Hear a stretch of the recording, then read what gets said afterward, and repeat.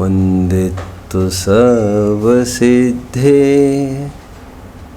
ध्रुवमचलमणोवमं गदिं पते वोच्छामि समयपाहुड मीणमोऽसुध केवली भणिदम् नमः समयसाराय स्वानुभूत्या चकासते चित्स्वभावाय भावाय सर्वभावान्तरच्छिदे अनन्तधर्मणस्तत्त्वं पश्यन्ति प्रत्यगात्मनः अनेकान्तमयी मूर्तिर्नित्यमेव प्रकाशिता। अनंत महिमावंत इस समय की दिल खोलकर मन से from the bottom of our hearts आदर करो, अभिनंदन करो। अवसर प्रदाता देखो समय को। जरा विचार करो, खून से भरे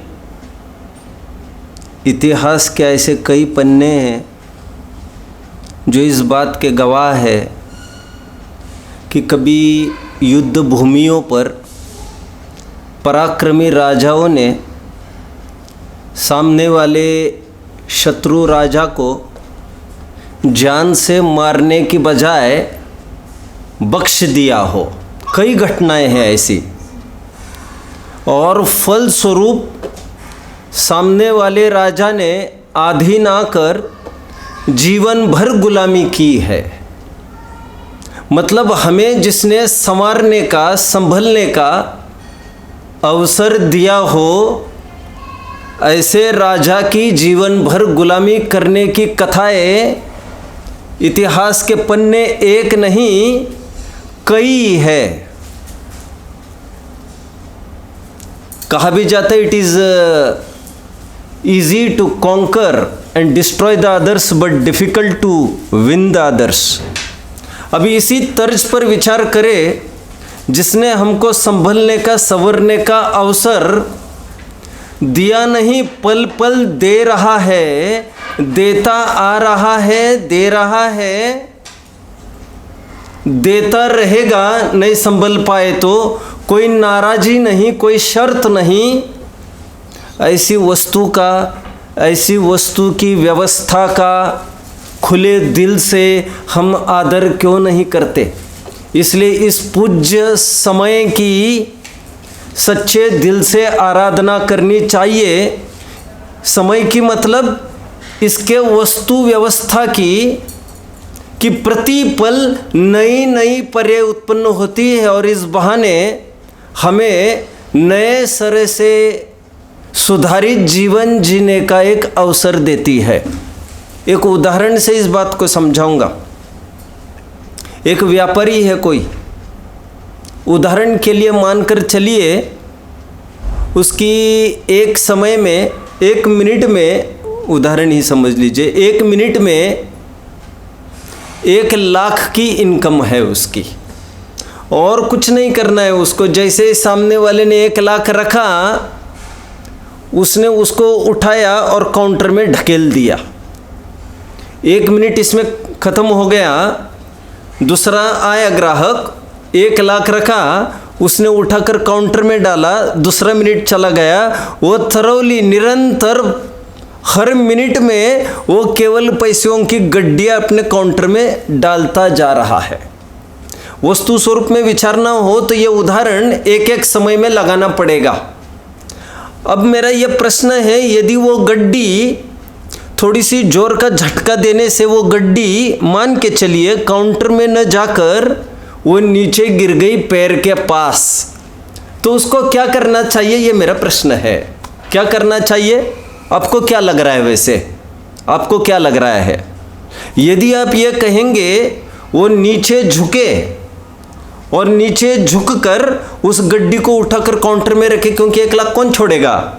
लेकिन मैं ये कह रहा हूँ उस 1 लाख रुपए उठाने के चक्कर में उसके पास 10 मिनट व्यर्थ चले जा रहे हैं, तो बुद्धिमानी नहीं कहलाएगी। वो बुद्धिमानी तो ये कहलाएगी कि उस गिरी हुई गड्डी को गौन करके वो नई आती हुई गड्डियों की तरफ ध्यान केंद्रित करके वो भूल जाए उसको कि कोई गड्डी भी थी और कोई गड्डी गिर भी गई है।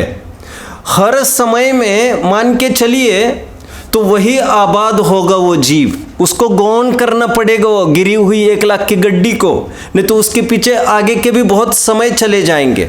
ठीक उसी प्रकार उत्पन्न होने वाला हर एक समय, और मान के चलो अनादिकाल से इस जीव ने पर समय पना किया है। पर समय पना मतलब हर समय में उसने अपना उपयोग बाहर रखा है, बाहर डाला है। बाहर डाला है उपयोग मतलब उपयोग बाहर नहीं डाला जा सकता, लेकिन उपयोग में उसने पर का आश्रय किया है। या ऐसा हो तो सुखी, या ऐसा हो तो दुखी, और पर में ही कुछ करने धरने में जुटाना, हटाना, मिटाना, ऐसे कुछ अभियान में वो अपने जीवन की इतिश्री कर रहा था। अभी उसको नए समय जैसे ही वस्तु स्वरूप का भान हुआ कि अरे अपना विश्व तो हमारे में अंदर में है, हम सुखी होने को उपाय कहाँ बाहर कर रहे हैं, यह समझ में आने पर क्या उसको उचित है कि वो बीती हुई पर्याय के प्रति रोता रहे। और यहाँ पर कहना नहीं चाहता, भूतकाल हम सब का अपन सब जानते हैं हम कैसे है। कोई बहुत अच्छा हमारा भूतकाल है, अरे वर्तमान की ही बात करूं तो बहुत अच्छा नहीं होगा। अभी थोड़ी देर के लिए भूतकाल की ही बात करें और सबको स्लाइड्स दिखाई जाए हमने क्या क्या किया है, क्या हम इसके लिए तैयार हैं? लेकिन हम ये कह रहे हैं पुरुरवा जैसे, कैसे कैसे सप्तव्यसनी अंजन चोर जैसे, और हजारों मुनियों को घानियों में पेलने वाले, जलाने वाले, आज वे भी साधक बनकर मोक्ष गमन कर रहे हैं। जब प्रकृति स्वयं ये सुविधा दे रही है प्राग भाव प्रध्वंस भाव की, हम सब जब भूलने के लिए तैयार है, नया अवसर दे रहे हैं, तो आपको पुरानी सब बातें भूलकर नए पर्याय में एक नया पुरुषार्थ करना चाहिए, उपयोग को अंतर्मुख करने का, स्वयं को अनादि निधन शुद्धात्मा मानने का। इसलिए मैं ये कह रहा हूं कि समय सार तो ठीक ही है, समय सार तो ठीक ही है, लेकिन समय की कितनी महिमा आना चाहिए। अवसर देने वाला यह समय है और इसकी बदौलत समय सार का आश्रय हो भी पाया। इसीलिए मैं हमेशा एक बात कहता हूँ कि तूफान में ताश के घर नहीं बनता, रोने से बिगड़ा हुआ मुकद्दर भी नहीं संभलता, नहीं संवरता। दुनिया को जीतने का हौसला रखो, एक हार से कोई फकीर और एक जीत से कोई सिकंदर नहीं होता। और यह अवसर प्रदाता, यह समय की हमें महिमा आना चाहिए। आगे की और एक बात, सूक्ष्म बात है, थोड़ा विचार करना। जैसा अपरिणामी स्वभाव नित्य है, फिर से जैसा अपरिणामी स्वभाव नित्य है, वैसा ही उत्पाद भी नित्य है। प्लीज उत्पाद है तो क्षणवर्ती भैया, लेकिन उत्पाद स्वभाव नित्य है। व्यय है तो क्षणवर्ती, लेकिन व्यय स्वभाव तो नित्य है। हम ऐसा कह सकते हैं, अपरिणामी स्वभाव जिस प्रकार नित्य है, परिणामी स्वभाव भी नित्य ही है। उत्पन्न होने वाली पर्याय तो नष्ट होगी, सुनिएगा, क्योंकि वह पैदा हुई है तो नष्ट तो होगी ही, लेकिन पर्याय स्वभाव नष्ट नहीं होगा, क्योंकि पर्याय स्वभाव पैदा नहीं होता है। पर्याय उत्पन्न हुई है इसलिए वो चली जाएगी, पर्याय स्वभाव उत्पन्न नहीं होता। विचारने की बात यह है, उत्पाद और व्यय भी द्रव्यवत वस्तु का एक स्वभाव है और विचारना चाहिए, यदि यह नहीं होता तो पर समय से स्वसमय में आने का अवसर, अल्पज्ञता से सर्वज्ञता में आने का अवसर, संसार से मोक्ष का अवसर, दुख से अव्यबादत्व अनंत सुख का अवसर हमारे जीवन में कभी भी नहीं आता। दूसरी गाथा का ये थीम था समय का, लगभग first half part of the टीका। दूसरी टीका में स्वसमय और परसमय की बात आई थी, जिसकी कल मन भर के चर्चा की थी। लेकिन एक उपासिका का, एक होनहार जीव का एक प्रश्न आया था, उस पर थोड़ी सी बात करते हैं। प्रश्न ये था कि भेद विज्ञान पर प्रकाश डाला जाए, जो यहाँ की बात है। कुछ नहीं, बहुत सरल, एकदम सरल थीम है, ऐसा तो कुछ जटिल ट्विस्ट तो कुछ भी नहीं है, लेकिन नए जीवों को समझ में आए ऐसा मैं कुछ करूँगा। देखिए, भेद विज्ञान क्या है इसको समझिए थोड़ा सा। यह एक टिपिकल शब्द है, भेद विज्ञान, जिसको लॉन्च किया है अमृतचंद्र देव ने।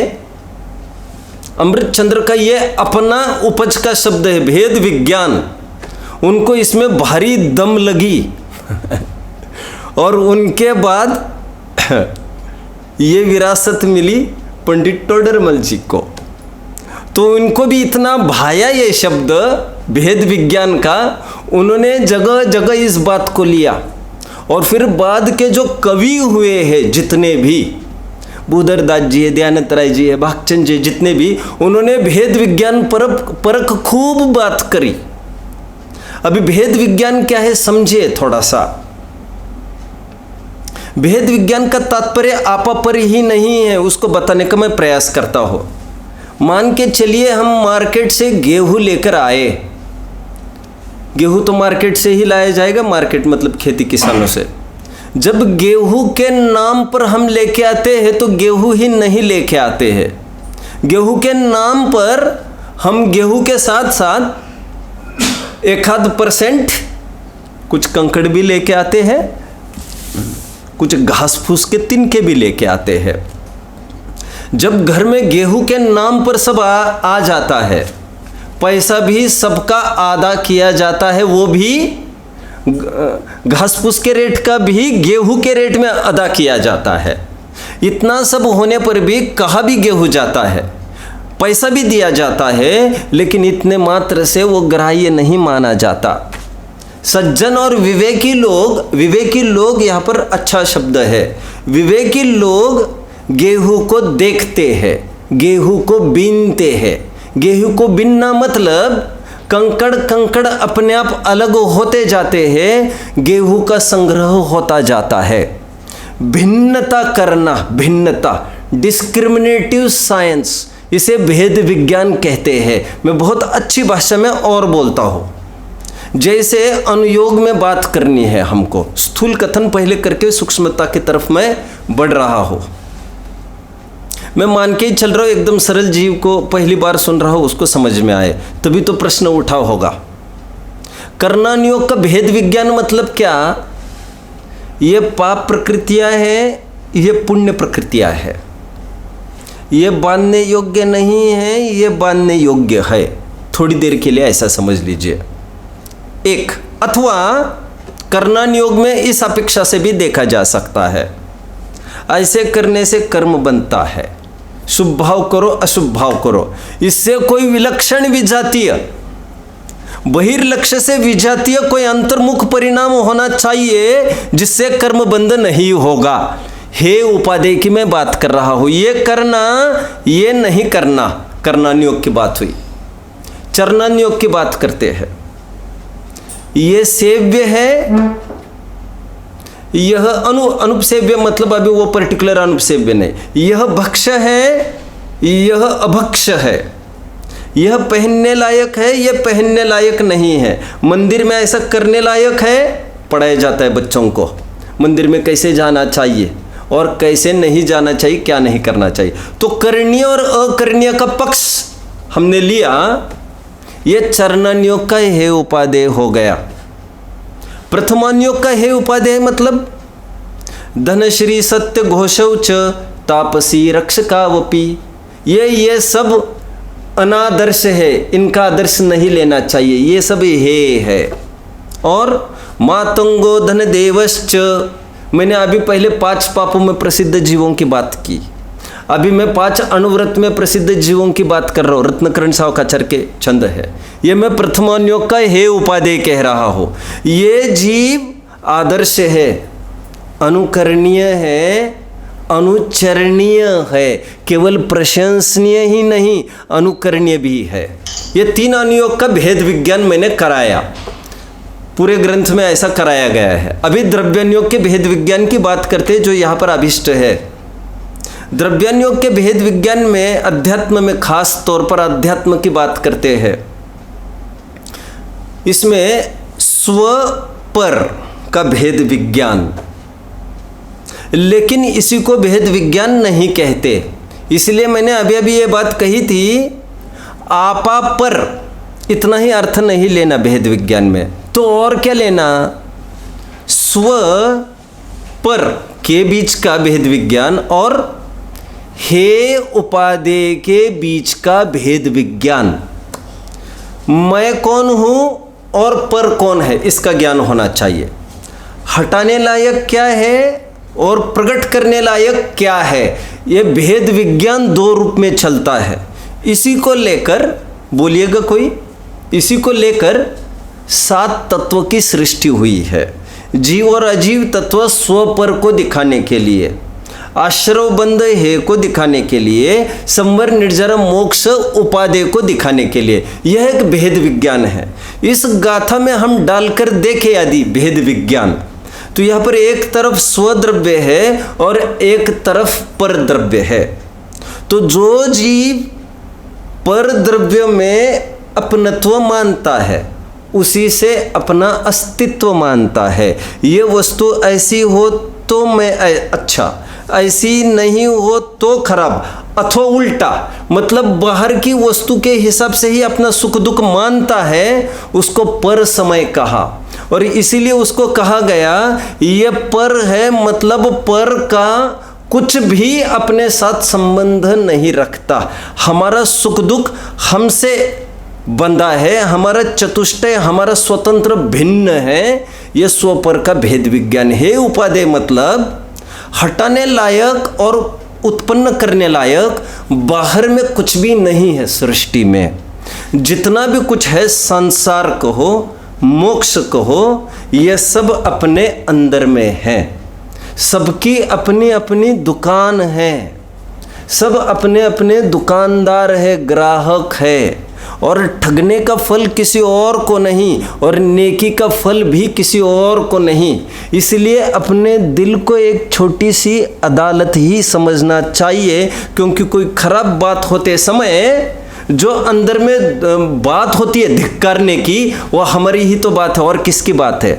विराजे रामायण घट माही कहकर बनारसी दास जी ने तो काव्य लिखकर तुलसीदास को सौंप दिया था, और उसमें यह बात थी कि राम भी हमारे अंदर है, रावण भी हमारे अंदर, सीता अंदर, लक्ष्मण अंदर, हनुमान अंदर, कुंभकर्ण सब अंदर घटित करके दिखाए उन्होंने।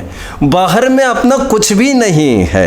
बात कहने का तात्पर्य भेद विज्ञान का, मैं स्व आत्मा अनादि निधन, जिसमें मेरी जानन देखन की क्षमता है, उतना ही मेरा अस्तित्व है। जिसमें मेरा जानना देखना नहीं, भले ही जानना देखना बाहर में पाया जाता हो, लेकिन वह मेरा नहीं। इसलिए हमारे यहाँ आप हमारे लिए जीव द्रव्य हो, आप सभी हमारे लिए जीव द्रव्य हो, लेकिन हम हमारे लिए जीव द्रव्य ही नहीं, जीव तत्व है। जीव तत्व उपादेय हमें हमारी आत्मा है। ये स्व और पर का भेद विज्ञान रोटी से, कपड़ा से, मकान से, औषधि से, समाज से, देश से और बातों से, इहलोक से, परलोक से हमारा कुछ भी सुख दुख नहीं होता, ऐसी मान्यता। और भेद विज्ञान और दूसरा कैसे कहा मैंने, स्व समय वाला यह भी भेद विज्ञान करता है, ये मेरे अंदर में उत्पन्न होने वाले राग द्वेष है जो इस समय में आचार्य देव को वास्तव में अभिष्ट है, क्योंकि पुद्गल कर्म के प्रदेश में स्थित के नाम पर वे मोह राग द्वेष ही की तो बात कर रहे हैं। तो वे है और वितराग भाव प्रकट करने योग्य है, और बाहर की कोई वस्तु न हटाने लायक है न रखने लायक है। ये अनुकूल संयोग है, ये प्रतिकूल संयोग है, ये सब मन का वहम है, मन की अपनी अपनी काल्पनिक बातें हैं। अपना मन दुरुस्त होने पर बाहर की कोई वस्तु अनुकूल प्रतिकूल दिखती ही नहीं। ऐसा भेद विज्ञान वह स्वसमय होने का कारण है, ऐसा यहाँ पर बात आई थी। और यही भेद विज्ञान आगे चलकर केवल ज्ञान को उत्पन्न कराता है। ठीक उसी प्रकार जिस प्रकार जल की एक साधारण धारा आगे चलकर एक नदी का रूप धारण करती है, उसी प्रकार केवल ज्ञान की प्राप्ति कराने के लिए ये भेद विज्ञान सहायक है। और कैसा है ये भेद विज्ञान? जिसके उदय होने पर स्वपर का हे उपादेय का भान होता है और वह जीव स्व समय को प्राप्त होता है। ये पूर्व गाथा की इतनी चर्चा करना अभिष्ट था भेद विज्ञान का।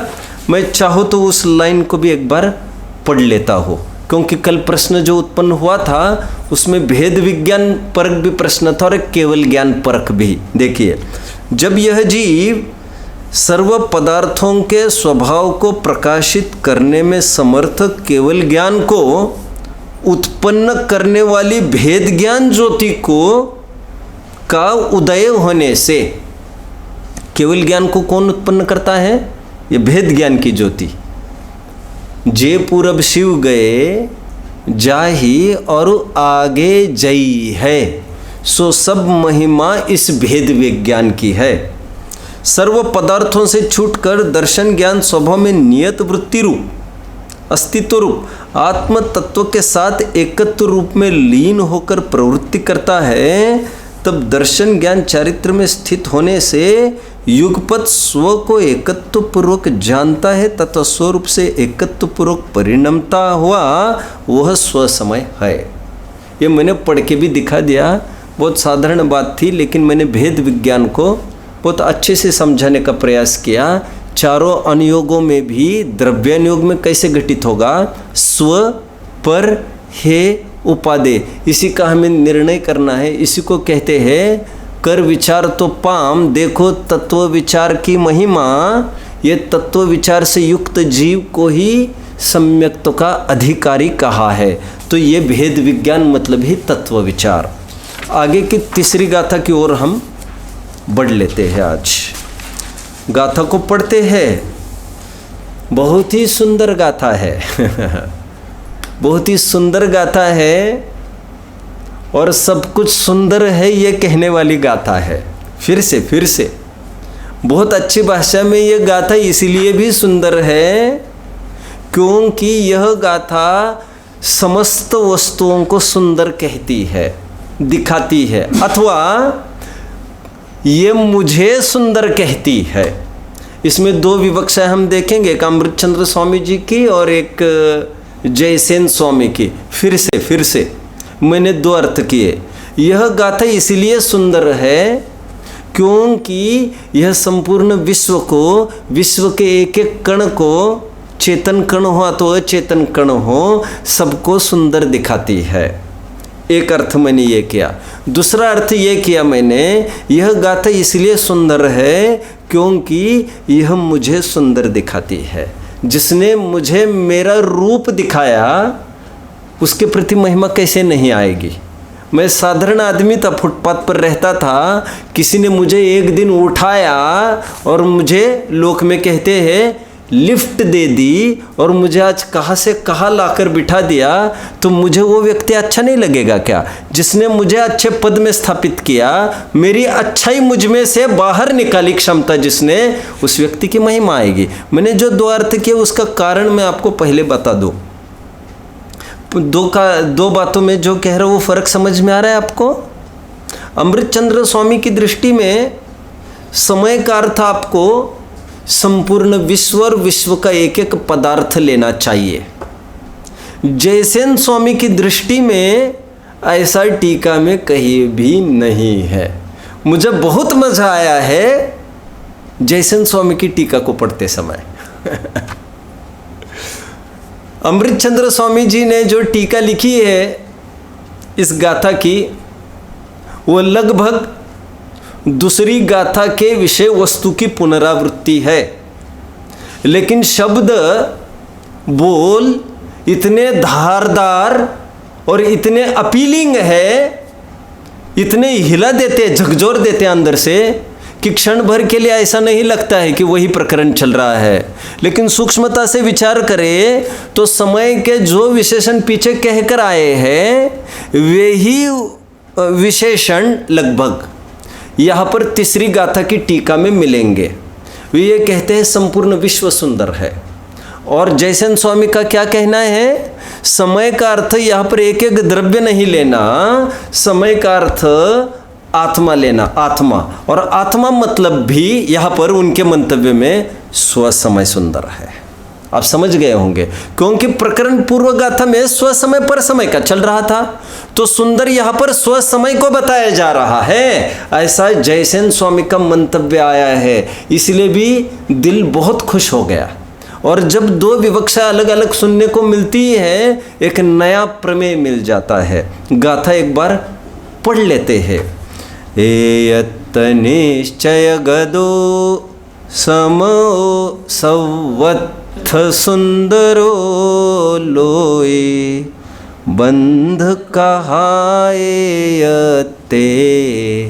तेन विसंवादिनी होदी। गाथा पर चर्चा करते हैं हम, टीका पर देखते हैं, जैसा समय मिलेगा आज चालू करना कि कल चालू करना। देखिए टीका क्या कहती है। वैसे उत्थानिका पढ़ लेते हैं पहले। अब समय की द्विविधता में आचार्य बाधा बतलाते हैं। जो हमने स्वसमय और परसमय की बात कर रहे थे वहां पर, तो जो परसमय द्विविधता कर रहा था, जबरन वस्तु के साथ जुड़ने की चेष्टा कर रहा था, मान न मान तू मेरा मेहमान बन रहा था।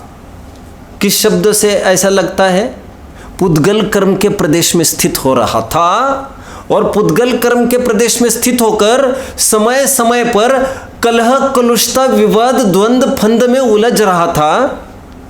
ऐसा दो पने का जो काम कर रहा था वो सब बेकार काम है। उस बात को उखाड़ रहे हैं हम। फिर से समझ में आ रहा है? Again again again. भैया आप समझ रहे हैं मुझे जो कहना है? आपका ध्यान है बराबर? आप आनंद लीजिए, पुण्यार्जन कीजिए। फिर से देखिए, एक लोक में कहावत है, सुना होगा आप लोगों ने, तीन तिगड़ा काम बिगड़ा। सुना है क्या आपने? ठीक है ठीक है। मैं ये कहता हूँ, दो दुगड़ा और काम बिगड़ा।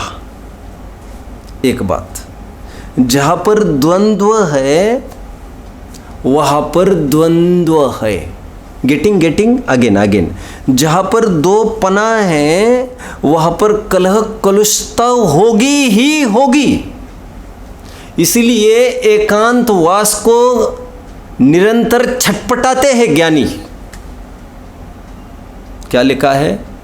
निर्जनम जनिता दरह इच्छन्ति एकांत संवासम। अगेन पूज्यपाद स्वामी हमारी तुम्हारी परिणति को बयान कर रहे हैं। कैसी होनी चाहिए हमारी तुम्हारी परिणति, अथवा कैसी होती है तुम्हारी हमारी परिणति ज्ञान होने के बाद। तो कहते इच्छन्ति एकांत संवासम, निरंतर एकांत के लिए मन छटपटाता है। आगे निर्जनम जनिता दरह, और निर्जनता का आदर करने लगता है। क्या है वो लाइन, कोई बताएगा? शायद निर्ग्रंथ भावना क्यों होना चाहिए क्या? क्षण क्षण कषायों के प्रसंग ही बने जहाँ, मोही जनों के संग में सुख शांति हो कहा। जग संगति से ही बड़े दुखमय भ्रमण फेरी, निर्ग्रंथता की भावना अब हो सफल हो मेरी। बहुत सुंदर है उसमें भी भजन। कोई अपेक्षा हो नहीं, निर्द्वंद्व हो जीवन। बहुत सारी बातें हैं। अभी कहने का तात्पर्य यह है कि दो दुगड़ा और काम बिगड़ा। आप कल्पना कर सकते हैं इसकी। मान के चलिए कल से आपको रनिंग करना है, हल्की बात कहकर उठा रहा हूँ मैं। रनिंग करना है और आपने ये मानस बना लिया कि मैं रोज़ रनिंग करूँगा, तो अब तो आप सफल भी हो पाएंगे। लेकिन यदि आप ये मानस बनाते हैं कल से मैं और मेरा मित्र दोनों रनिंग को जाने वाले हैं, कोलैप्स। 10 दिन से ऊपर ये नहीं चलेगा, क्योंकि 5 दिन तो तुम इंतज़ार करते रहोगे उसका, 5 दिन वो इंतज़ार करेगा, और फिर बचा हुआ टाइम इसमें जाएगा। देखो वो आता है क्या, देखो वो बुला लेगा, उसको लेगा, वो बुला लेगा, दूसरों के भरोसे। अरे भैया, एक एक्सरसाइज भी नहीं हो सकती 2 जनों में, और तुम सोच रहे हो सुखी होने के लिए गृहस्थी बसाने की बात कर रहे हो। तुम तो बहुत बड़ी बात कर रहे हो। एक स्वाध्याय जैसी भी अच्छी चीज़ करनी हो, स्वाध्याय जैसी। इसलिए मैं हमेशा एक बात कहता हूँ, जो केवल प्रवचन सुनने पर ही जिनकी जीविका पल रही है, फिर से प्रवचन सुनने पर और किसी का सुनने पर ही जिनका जीवन निकल रहा है, जीविका मतलब ये पूरा जीवन निकल रहा है, और स्वयं का अध्ययन निजी कुछ भी नहीं करते हैं। मैं हमेशा एक बात कहता हूँ, उनका बहुत मुश्किल काम है, बहुत मुश्किल काम है। क्योंकि जब अकेले नहीं बढ़ोगे तब आप आपकी धुन में नहीं चल पाओगे। कहाँ रुकना, कितना रुकना, कहाँ जल्दी चलना, ये तो तुम्हारे डिसीजन मेकर तुम हो, और तुम्हारा परिणाम यकीन मानना किसी के साथ भी नहीं जुड़ सकता। तभी तो अरहंत भगवान, बोलिए, निरक्षरी दिव्य ध्वनि बोलते हैं। अक्षरी बोलने में वही तो पछड़ा पड़ता। ये तो अभी तो बोले, ये तो अभी तो बोले, और किसी को कुछ सुनना है, किसी को कुछ सुनना है। लो निरक्षरी, जिसको जो सुनना है वो सुनते रहिए। खैर, अभी बात ये चल रही है, उत्थानिका बहुत ज़बरदस्त है। उत्थानिका कह रहे अभी जो कलह कलुषता कर रहा है, ये कौन जल्दी पर समय, दूसरी गाथा का नायक कहो, खलनायक कहो, जो पर समय विषय बताया है हमने, ये दुविधता करता है। दुविधता मतलब ये परद्रव्य में प्रवेश की चेष्टा करता है, और परद्रव्य में प्रवेश की चेष्टा करने से वो निरंतर दुखी होता है। इसलिए उत्थानिका की है, अब समय की दुविधता में आश्चर्य बाधा डालते। इसका अर्थ और एक समझना चाहिए, समय की दुविधता मतलब स्व समय और पर समय, ऐसी दुविधता में बाधा डालकर एक स्व समय को ही, कंपटीशन में होता है ना कोई जीतने के बाद, ऐसा दो पना उनको पर समय पना अभीष्ट नहीं है। एकला चलो रे भाई, एकला चलो रे। वॉक अलोन रविंद्रनाथ टैगोर की एक कथा है, पोएम है। वॉक अलोन, मैं कह रहा हूं मेरी तरफ से, मोस्ट फॉर्चुनेट वॉक अलोन। मेरी तरफ से ऐसे क्यों बोला? रविंद्रनाथ टैगोर कहते हैं most unfortunate walk alone, but why should I से? हम तत्वज्ञानी हैं, हमको तो ये बोलना चाहिए महाभाग्यशाली वे होते हैं जो अकेले बढ़ते हैं। और इसीलिए मुनियों के भी विविक्त शय्यासन नाम का एक तप बताया गया है। मुनि संग में रहकर भी जितना दूरी रख सकते हैं कि सेफ डिस्टेंस, और जहाँ पर नज़दीकी आती है वहाँ पर कलह होता ही होता है। नात नेह दूरी भली, फिर से नात नेह दूरी भली, लो रहीम जिय जान। क्या आगे क्या लाइन है? जो गढ़ही को पानी, निकट निरादर होत है जो गढ़ही को पानी। अर्थ समझ में आए? फिर से नात नेह दूरी भली, नातेदार रिश्तेदार ये दूर से ही भले हैं, नातेदार रिश्तेदार नेह स्नेह वगैरह दूर से भले है। निकट निरादर होता है जो गड्ढी को पानी, गड्ढे में रहा हुआ पानी सड़ता है। नातेदारी शब्द सुना है? नातेदारी सुना है। विचार किया है नातेदारी पर? क्या कहता है शब्द? शब्द क्या कहता है?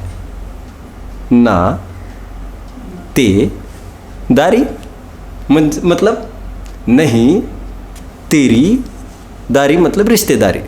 शब्द स्वयं ये बोल रहे चिल्ला चिल्ला कर, क्या ऐसा नहीं है? ये बहुत बड़ा धोखा है, बहुत बड़ा धोखा है।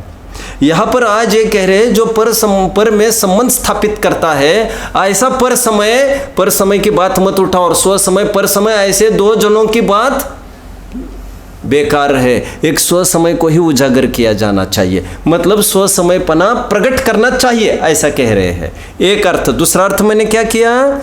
जो दुविधता पर समय खड़ी करता है उसमें बाधा खड़ी कर दी कि पर में प्रवेश करने का प्रयास को मिथ्या दिखा दिया। गाथा देखिए, गाथा का अर्थ देखते हैं अभी। ये हम सबको कंठस्थ होनी चाहिए। ये गाथा बहुत ज़बरदस्त गाथा है। निश्चय गदो, एकत्व निश्चय को प्राप्त। क्या कहा? एकत्व निश्चय को प्राप्त। गदो ये शब्द अभी चला था। कहाँ पर चला था? गदो, गदिम, पहली गाथा में, को प्राप्त, गति को प्राप्त। यहाँ पर भी क्या कह रहे हैं? एकत्व निश्चय को प्राप्त। ये ध्यान रखना, दोनों प्राप्ति में फर्क है बहुत। सिद्धावस्था तो प्राप्त हुई है, अभावपूर्वक प्राप्ति हुई है, लेकिन एकत्व निश्चय को जो प्राप्ति की बात कर रहे हैं, ये प्राप्ति तो अनादिकाल की है, आज तक इसकी अप्राप्ति हुई ही नहीं। ये प्राप्त मतलब ऐसा स्वभाव है, ये कहना चाहते हैं। समझ रहे? फिर से एकत्व निश्चय गदो समो सबवत्थ सुंदर लोए। अभी समझ में आएगा क्या कह रहे? सबवत्थ, सर्वत्र, सुंदरो लोए, लोक में सर्वत्र सुंदर है। कौन? यह समय लोक में। पहली गाथा में समय सार की बात की, दूसरी गाथा में स्व समय पर समय की बात की, तीसरी गाथा में समय की बात आज उठा रहे हैं। मैंने आपको कल ही बता रहा था बार बार, आचार्य देव समय की बात यही कर गए।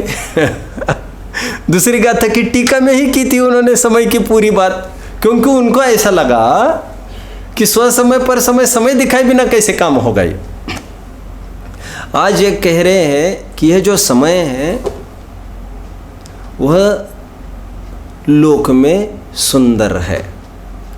कैसा है वो समय? कहते वो एकत्व निश्चय को प्राप्त है। एकत्व निश्चय को प्राप्त है मतलब क्या? मतलब एकत्व इनका पर्टिकुलर वर्ड है। एकत्व निश्चय मतलब अपने आप में अभिन्न। एक साइलेंट वर्ड है, पर से भिन्न, अपने आप में परिपूर्ण, उसको कह रहे हैं एकत्व निश्चय। एकत्व निश्चय को प्राप्त मतलब क्या?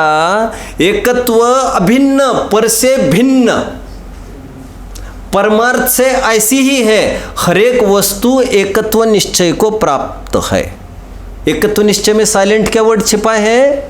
पर से भिन्न। और यहाँ पर बात क्या लिखी है? अपने से अभिन्न।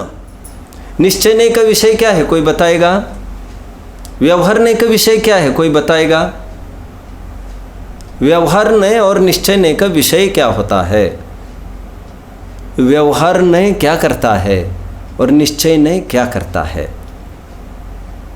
व्यवहार दो वस्तुओं का, भिन्न वस्तुओं का अभेद रूप कथन करता है एक, अथवा तो अभिन्न वस्तु में भेद करके कथन करता है।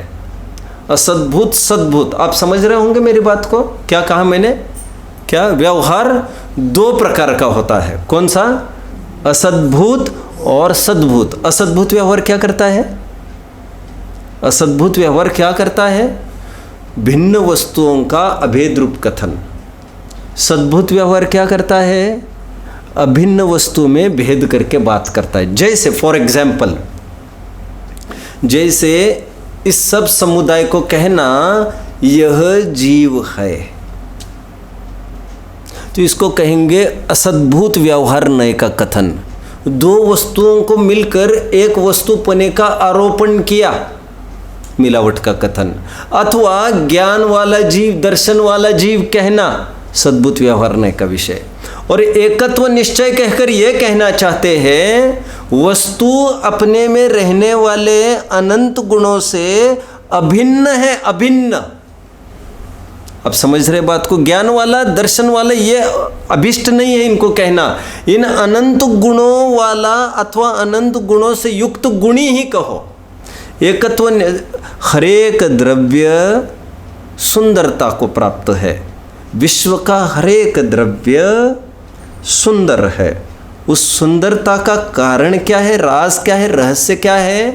क्योंकि वो एकत्व निश्चय को प्राप्त है। एकत्व निश्चय को मतलब अपने आप में परिपूर्ण और बाहर से 100% सिक्योर्ड। ये भी बात आपको लगाना चाहिए, क्योंकि पांचवी गाथा में एकत्व के साथ विभक्त शब्द तो वैसे ही आने वाला है। यहाँ पर एकत्व निश्चय को प्राप्त कहकर विभक्त पने की भी बात आपको लगाना चाहिए। आगे, प्रत्येक द्रव्य सुंदर है। अभी हमारे जीवन में बड़ी निर्भरता आएगी। क्यों? वह कैसे? जो लोग सुंदर बनाना चाहते हैं कोई चीज़, उनको ये भ्रम नहीं पालना चाहिए। उनको वस्तु अपने आप में सुंदर ही ये देखना चाहिए। यदि सुंदर बनाना हो तो हमारी सोच को सुंदर बनाना है, मतलब स्वसमय प्रकट करना है, तो सभी वस्तुएं सुंदर ही दिखेगी। फिर से एक दोस्त था मेरा, और उसकी एक बड़ी भावना थी कि जहाँ पर प्राकृतिक वातावरण हो वहाँ पर जाकर बसेंगे, धर्म आराधन करेंगे, बहुत अच्छी खुलती हुई हवा हो, साधर्मियों का आना जाना हो, एक मंदिर बहुत पास में हो, समाधि के साधन सब पास में हो। समाधि के साधन क्या होते भैया? समाधि के साधन क्या है वैसे बताइएगा कोई? समाधि का परमार्थ साधन तो हमारी शुद्धात्मा है, निस्वभाव साधन द्वारा, और उपचार से साधन जिनवानी है। धर्मात्मा निकट हो, चर्चा धर्म सुनावे। हमारे में इतनी भी ताकत ना रहे कि स्वयं ही कुछ चिंतन नहीं कर पाए, पढ़ नहीं पाए, तो कम से कम कोई सुनाने वाला हो। धर्मात्मा निकट हो, चर्चा धर्म सुनावे, वे सावधान रखे, गाफिल न होने पाओ। डॉक्टर आएगा, कहेगा इनको थोड़ा ऐसा ऐसा करो, ये दे दो, थोड़ा नींद आएगी, थोड़ा अच्छा लगेगा। तो उनका कहना ना रहेगा, बांस ना बजेगी बांसुरी, तो फिर थोड़े बेहोशी के इंजेक्शन दे दो, थोड़ा ठीक हो जाएगा, नींद लगेगी तो थोड़ा ठीक हो जाएगा। मुझे ऐसे संग नहीं चाहिए। ऐसा एक दोस्त हमेशा कहता था मुझे ऐसा माहौल चाहिए, धर्मी धर्मायतन, जहाँ पर हो, खुली हवा हो और प्राकृतिक वातावरण हो। तो वो कहता था मैं बहुत प्रयास कर रहा हूँ, मैं यहाँ पर कुछ बनाने का प्रयास कर रहा हूँ, यहाँ पर कुछ बनाने का, और सालों बीत गए। तो मैंने ये कहा तुम्हें सुंदर वातावरण चाहिए, तो जहाँ पर वन जंगल है वहाँ पर तुम बनाने की कोशिश कर रहे हो, सालों बीत जाएंगे, इससे अच्छा तुम एक काम क्यों नहीं करते? बोलो बात को पूरी करेगा।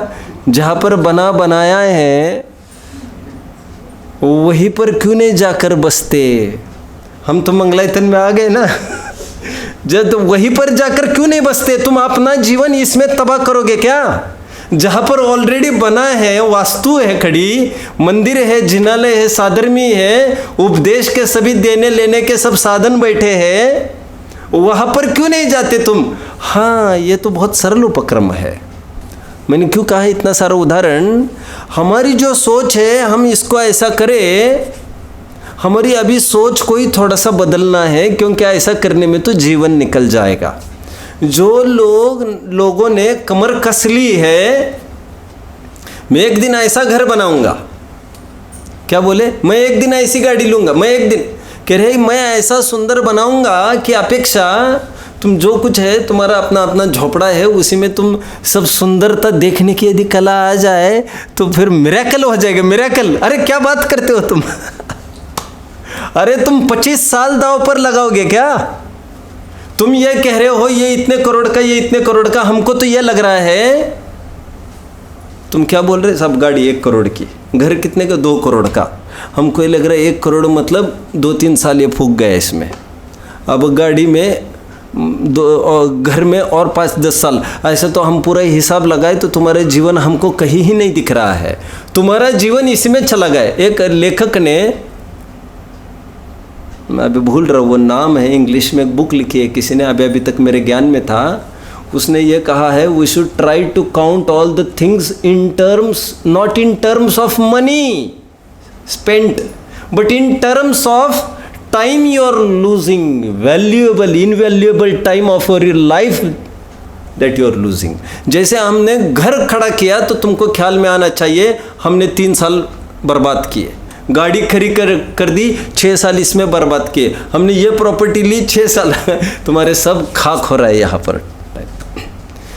जो सुंदर बनाना चाहते हैं उनको यहाँ पर सुंदर दृष्टिकोण को सुंदर बनाने की बात कही जा रही है। समस्त द्रव्यों को सुंदर देखने की कला प्रकट कराई जा रही है, वो दृष्टि प्रदान की जा रही है। और कह रहे प्रत्येक वस्तु सुंदर हमको तो नहीं दिखती, तो कह रहे सुंदरता का कारण दिया जा रहा है, क्योंकि कोई भी वस्तु अपने एकत्व को नहीं छोड़ती, नहीं त्यागती।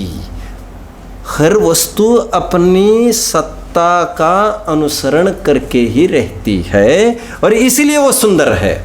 आज कोई वस्तु सीधी भाषा में कोई वस्तु अन्य वस्तु रूप नहीं हो रही है, ये उस वस्तु की सुंदरता है। तुम जैसे है वैसे ही बनी रहो, वही सुंदर है। मंदोदरी को क्या कहा अंतिम में रावण ने? तुम जैसी हो वैसी बनी रहो, वो सब ठीक है, मेरा ही घूम गया था, अभी मेरी विनाश काल है, विपरीत बुद्धि, मुझे तो मेरा टिकट बन गया है नीचे का, अभी तुम पता चल गया होगा, तुम तुम्हारा काम करो, मुँह बनाओ। आर्य का दीक्षा ले ली फिर उन्होंने।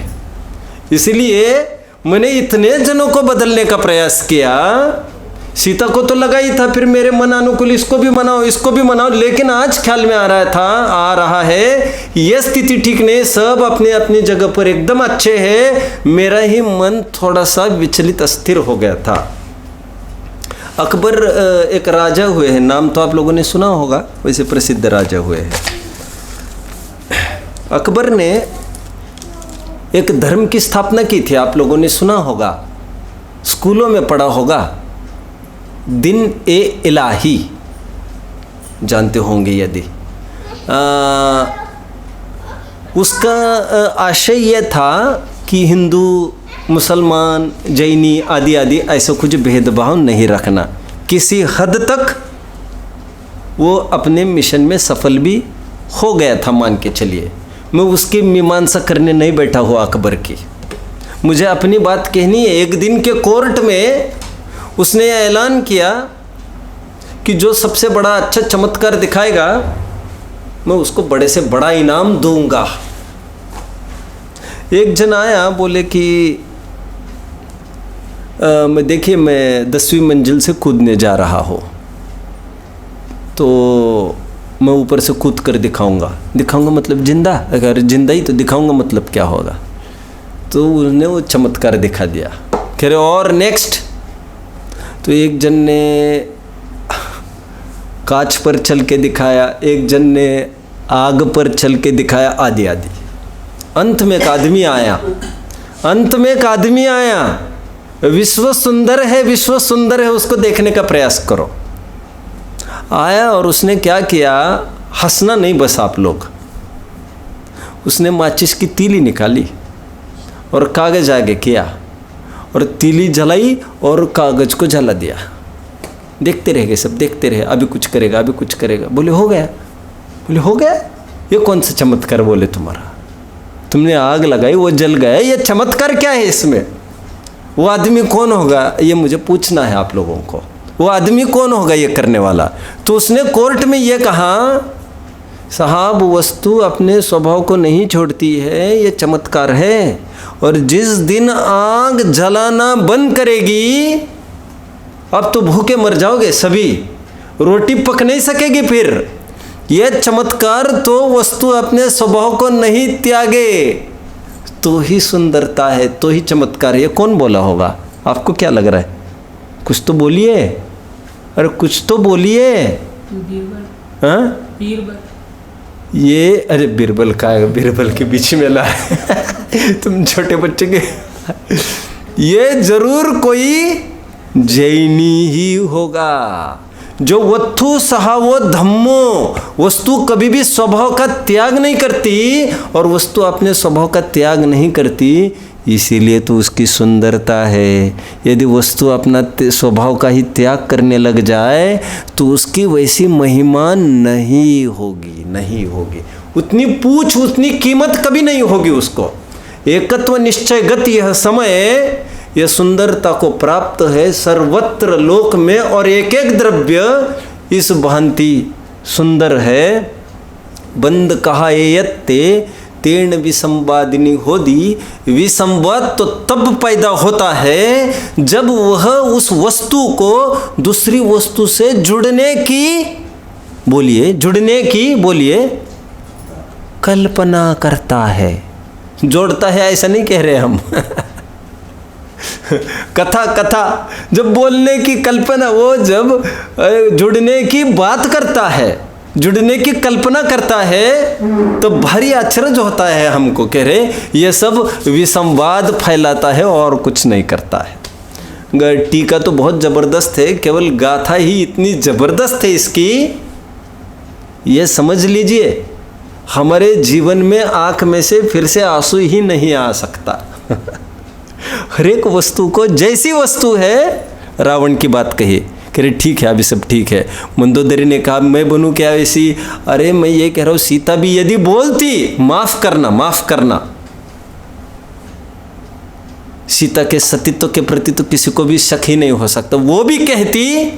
लेकिन जिस दिन दिमाग ठीक हो गया है रावण का, रावण आज तो ये कहता तुम गलत हो, आज तक मैं गलत था लेकिन तुम गलत हो, आज मेरी सही हो गई है विचारधारा। मतलब ये कहना चाहिए हमें जब विश्व से शिकायत नहीं रहे, औरों को हो हमसे तो उसको लेकर भी हमको नहीं हो, तो समझ लेना चाहिए अभी हम विश्व को सुंदर देखना सीख गए हैं। जैसी वस्तु है वैसी बनी रहे, हमको कोई आपत्ति नहीं। और सीता तो कदाचित आधी ना आ भी जाती, प्लीज़ प्लीज़ मुझे बोलने दीजिए, सतीत्व के प्रति तो मुझे प्रश्न चिन्ह नहीं है, लेकिन भाई साहब अपने वस्तु स्वरूप विचारा ही कब है एक वस्तु दूसरे वस्तु के अधीन, उंगलियों पर नाचने के लिए, क्या तू नाचेगा क्या? मेरे इतने नौकर चाहे तू नौकरी करेगा क्या? अब्राहम लिंकन, मैं हमेशा बात कहता हूं, I won't like to be a slave, and therefore I don't want anyone to enslave, to make किसी को स्लेवरी भी, दास मुक्ति का मसीहा हुआ ना अब्राहम लिंकन। आत्मनः प्रतिकूलानि परेशान न समाचरित, कोई द्रव्य किसी अन्य द्रव्य के अधीन उंगलियों पर क्या, इशारे पर क्यों नाचेगा? आखिर तुम कहाँ नाचते हो? तो सबको अपने अपने स्थान पर बरकरार रहने दो, इसमें सुंदरता है। और ऐसा तुम देखोगे कि कोई वस्तु मेरे लिए पैदा नहीं हुई है तो इतना सा भी कुछ करेगा, फिर उपचार में चला गया मैं, इतना सा भी कुछ करेगा तो तुम कहो भक्ति आएगी, और तुम पहले ही मान बैठा हो उसको इतना करना चाहिए, और फिर इतने से इतना भी हुआ तुम उसके पीछे लग जाओगे गला दबोचने के लिए उसके कोई तुम्हारी अधीनता स्वीकार करने के लिए थोड़ी पैदा हुआ है यहाँ पर बहुत जबरदस्त गाथा टीका है, कल विचारेंगे। ओम नमः। हाँ, एक ही बात है भाई साहब, विज्ञान एक विशिष्ट कहने, उसका एक थोड़ा सा थोड़ा, क्या वेद ज्ञान शब्द उपचंद आचार्य से पहले किसी आचार्य ने नहीं कहा? नहीं, देखने में नहीं आया है भाई साहब, और मैं ये कह रहा हूँ उनकी सूझबूझ ही है ये, क्योंकि आज दुनिया को लोकल शब्द चाहिए, आम भाषा के शब्द तुम्हारे हमारे में चलने वाले, और टेक्निकल वर्ड्स में बहुत रास्ता नहीं निकलता, और जो आम लेमैन जिसको समझ सके ऐसे शब्द का प्रयोग किया, क्योंकि ज्ञान कहकर लोग कई बातें करते हैं कि अरे ज्ञान से मुक्ति होगी, ज्ञान से कैसे मुक्ति होगी, ज्ञान स्वभाव तो सबके पास, ऐसे बहुत नाना बातें निकल सकती है। लेकिन भेद विज्ञान ऐसा शब्द है जो अपने शब्द में लिए हुए है कि देह से भिन्न अपना ज्ञान, भेद विज्ञान, विशेष ज्ञान। विज्ञान कहने में भी यह ऐसा विशेषता का ज्ञान, ये अलग, ये विज्ञान कहने पर भी विशेष का ज्ञान हो जाता है। तो यह अमृतचंद्र स्वामी जी ने खूब प्रयोग किया इसको टीकाओं में, अपने कलशों में, और नहीं रहा गया। मुश्किल है कुन स्वामी कितना साथ दे पाएंगे भेद विज्ञान शब्द में, लेकिन इन्होंने तो संवर अधिकार में अमृतचंद्र देव ने तो उनको आगे मंच पर बुलाकर, मंच मतलब तुम्हारा हमारा कोई छोटा मोटा मंच की बात नहीं, बोलो सिद्ध शिला पर बिठाकर उसको इतने बड़े मंच पर उसका अभिनंदन कराया संवर का। और संवर मतलब भेद विज्ञान, भेद विज्ञान, और उन्हीं के कलशों में हर जगह भेद विज्ञान की धुन मिलती है। मैं ये समझता हूँ कि अमृतचंद्र स्वामी लोगों के दिल में बसने में 100% सफल होने का कारण उनकी वर्ड वोकेबलरी भी है जो छू जाती है। जैसे मैं अभी कह रहा था, तीसरी गाथा की टीका ऐसी है जो किसी को भी प्रेम हो सकता है इस गाथा से, टीका से। जबकि मैं फिर से एक दार्शनिक विवक्षा में मैंने बात कही थी, टीका की विषय वस्तु बदली नहीं है दूसरी से, वही की वही है, एक दार्शनिक दृष्टि से देखो। लेकिन इतनी मिठास लाई है उन्होंने को एक नयापन का आनंद देती है। और कोई प्रश्न है? कोई